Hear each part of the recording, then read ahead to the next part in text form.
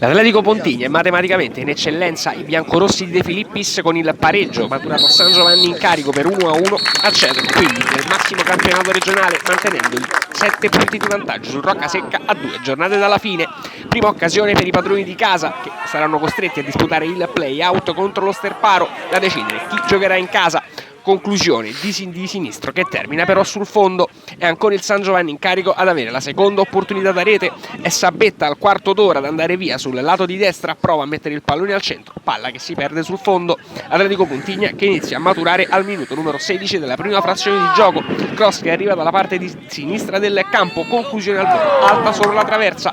Poi è ancora il capitano del San Giovanni in carico, Sabetta a provare la conclusione, palla che attraversa tutto lo specchio, poi esce sul fondo.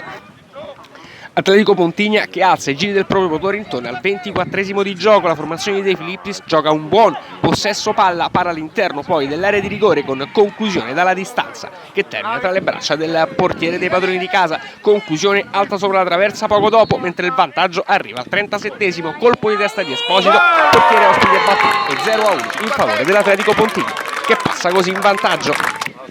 La reazione del San Giovanni in carico è veemente e porta a due occasioni. Prima è Pizza a mandare il pallone al centro dell'area di rigore, conclusione poi di sinistro sventata dalla difesa dei biancorossi, mentre ad inizio di ripresa il San Giovanni in carico alza davvero i giri del motore per provare a trovare il pari. La conclusione però termina langa sul fondo, deviata in calcio d'angolo. Poi è Pizza a dare là alla formazione dei padroni di casa con cross all'interno dell'area di rigore al minuto numero 18 della seconda frazione, respinta con i pugni, conclusione poi alta sopra la traversa. Il gol, a dir la verità, con di sotto il San Giovanni in carico l'aveva trovato nel minuto numero 18, annullato però dal direttore di gara per offside, rete del pareggio che comunque perviene al 25esimo, scambio corto e palla all'interno dell'area di rigore con Pizza che batte il portiere ospite per il pareggio del San Giovanni in carico 1-1.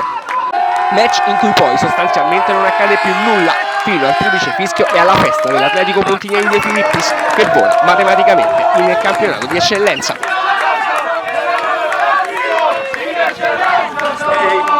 Scusa.